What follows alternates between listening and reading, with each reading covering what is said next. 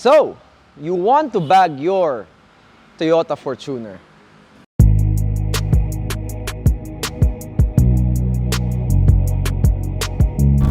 So welcome to another video, guys. Right behind me is a special car.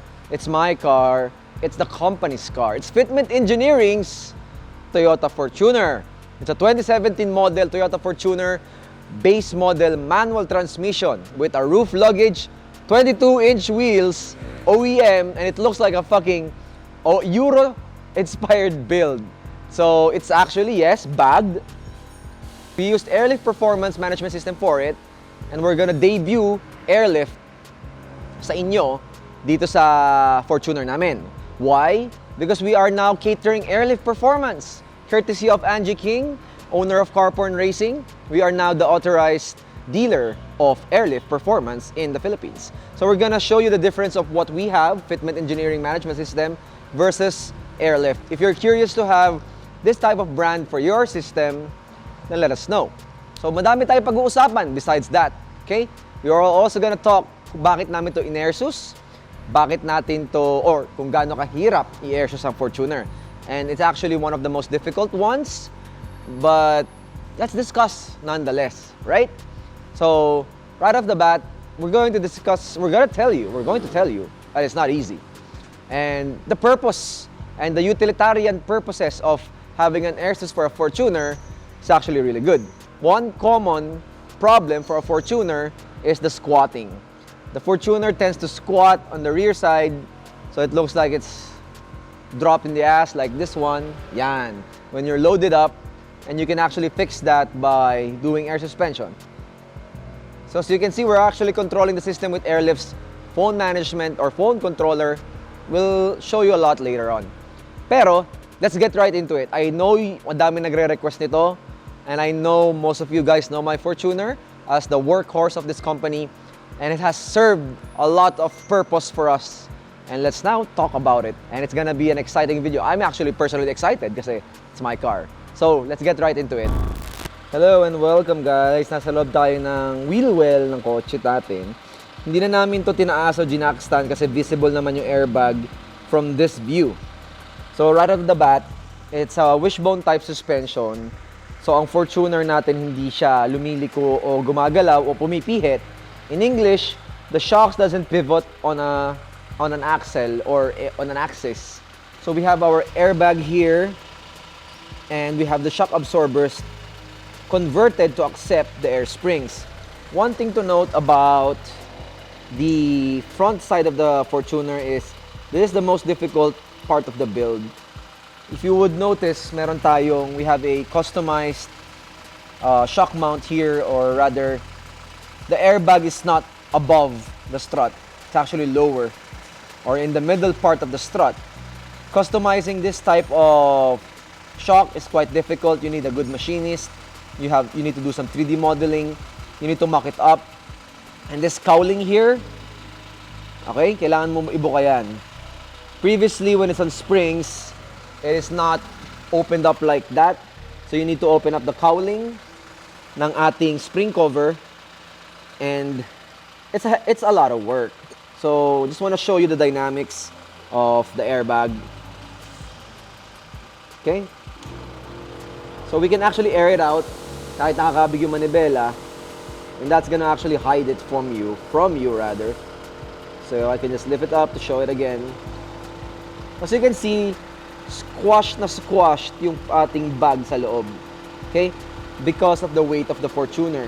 But a double bellow is actually enough to lift it up and handle the weight of the car. So the good thing about the double bellow airbag is actually it's very dynamic. You can carry light vehicles, heavy vehicles to your choice, to your liking. So, yan. That is the front side of the Fortuner. Okay? It's quite complicated. There is no time to explain everything in detail. I need to show you the gist of it lang. Pahapyaw lang ang pwede ko ipakita kasi there's a trade secret din dito. Hindi ko pwedeng ipakita lahat ng design ko dito. Yung design nito hindi ko pwedeng ipakita kasi tinatago ko yung design na yan. I can only show it to you but I cannot explain to you in detail. Just remember, mahirap yung unahan ng Fortuner. It is a wishbone type suspension, yes. But it's actually fairly difficult. There's something about the Fortuner's movement ng shocks that actually separates it from other builds. This is going to be similar to your Hilux, pero it's not gonna be the same as for the Innova. Okay? So the previous model Fortuner, parehas din to.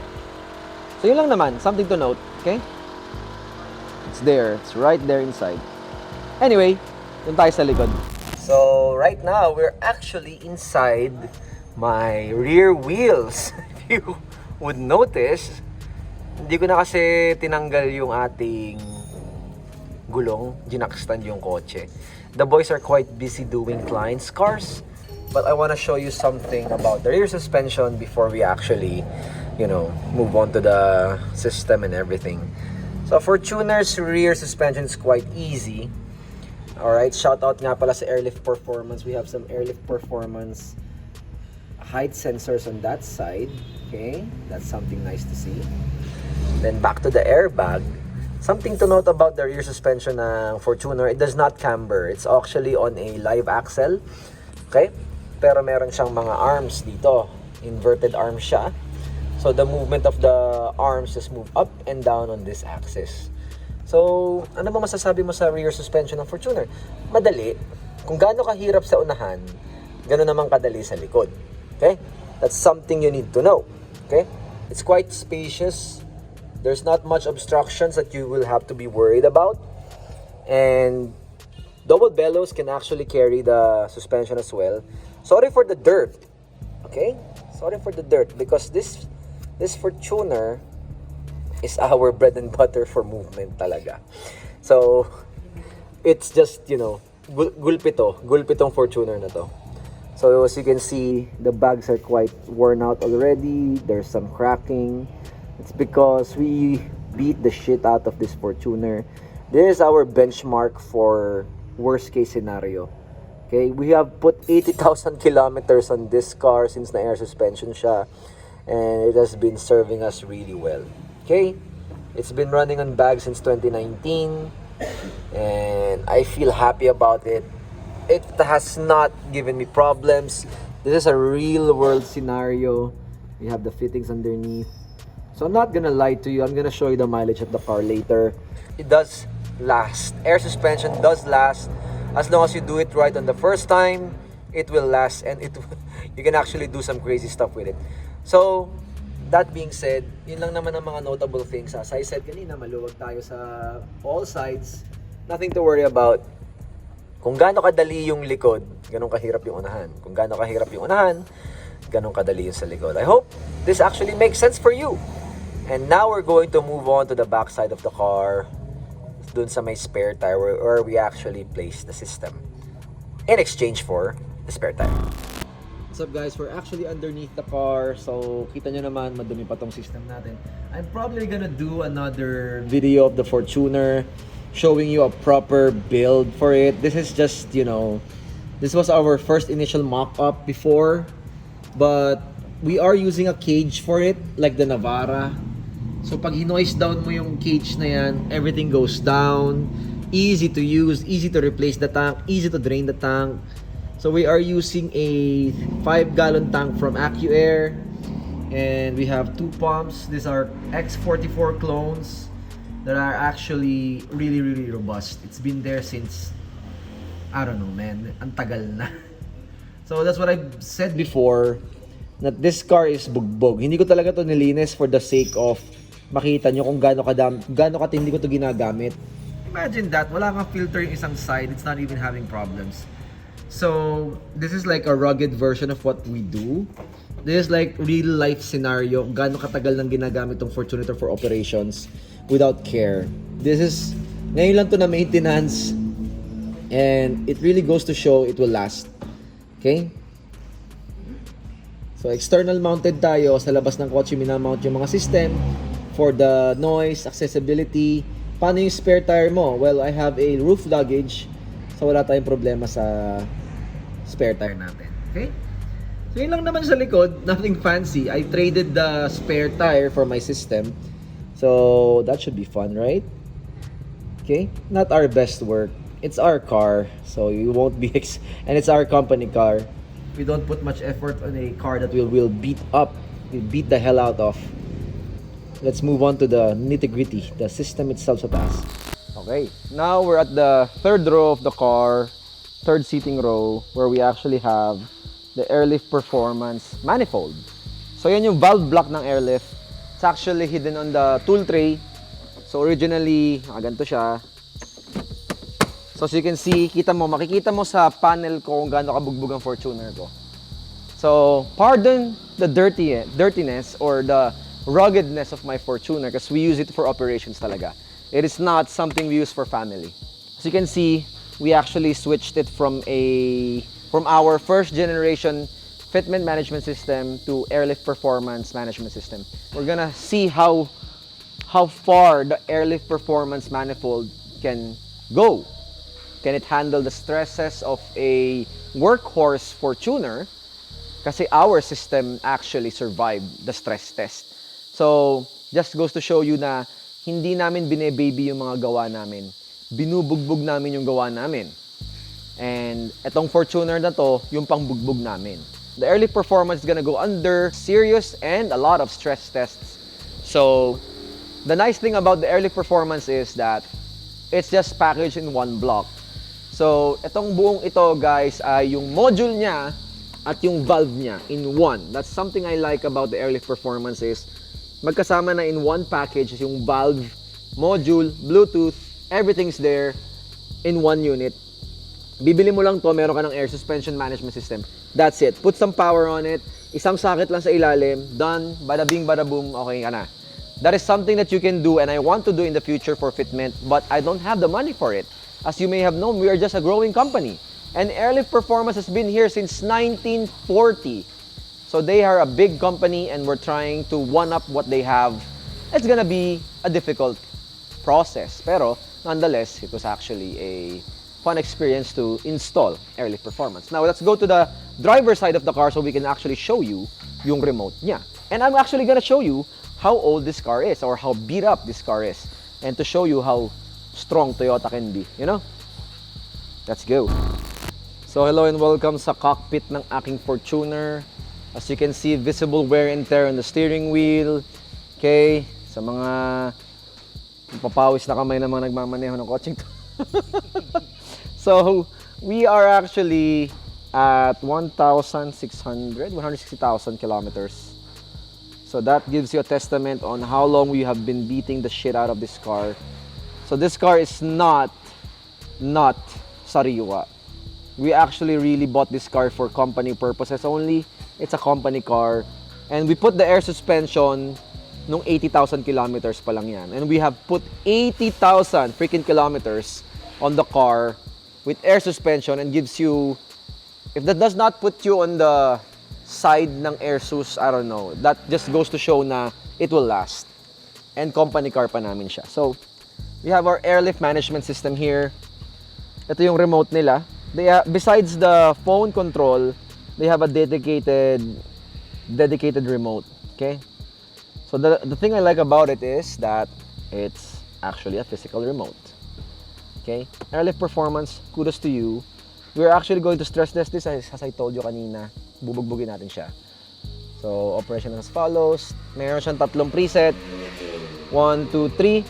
1, preset high, ride height, preset low. Then all out, all up. And then preset high, preset ride, preset low.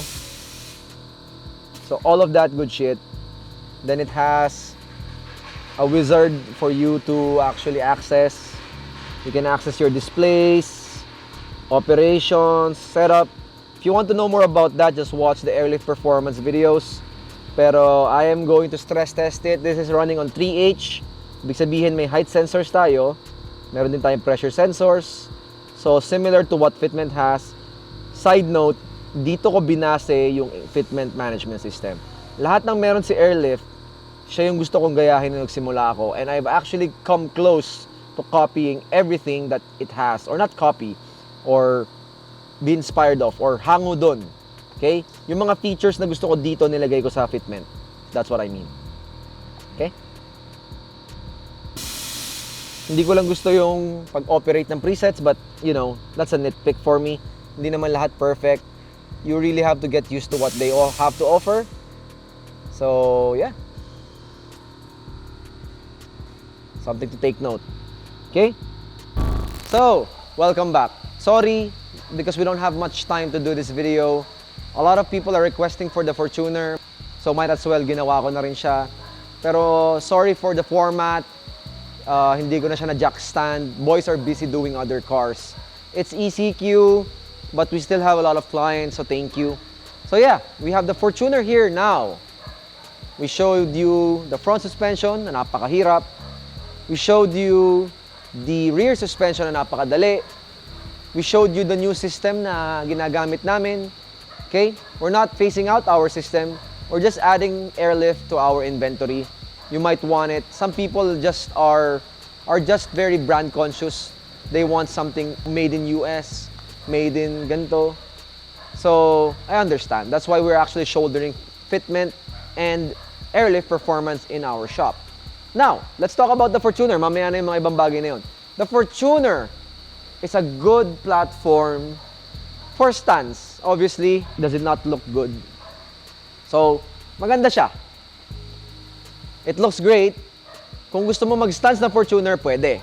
Pero for me, I bagged this car. Sole purpose is to improve the ride quality. Kasi Fortuners are very matagtag. And I want it to be utilitarian. So I can raise the rear. Kasi pag nagkarga ako ng tao, nakasquat na siya pa ganun. Lahat ng ilaw ko sa langit. So nakalaglag pa yung puwet ko. Having air suspension will prevent that from happening. Because you can actually raise up the car. Kasi isang bag ay 2 tonelada or 2 tons ang capacity ng isang bag. So you can lift the hell out of the backside.